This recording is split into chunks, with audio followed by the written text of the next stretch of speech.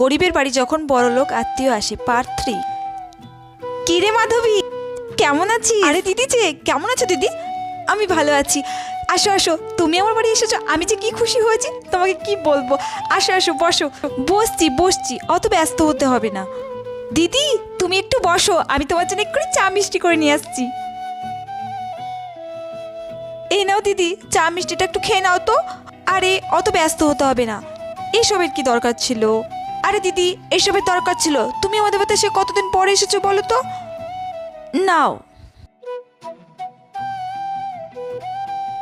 আমি আজ আসি বুঝলি।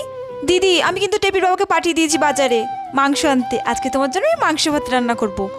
না না, আজ থাকবো না, আজ আসি বুঝলি। আরে দিদি তুমি সে কতদিন পরে এলে বলো তো, আজকে না থাকলে হয়? আজকে তোমাকে থাকতেই হবে। ঠিক আছে, তুই যখন অত করে বলছিস, আমি যাই ওইদিকে রান্না বসাই, তুমি বসো। সাবস্ক্রাইবটা তো করে যেও।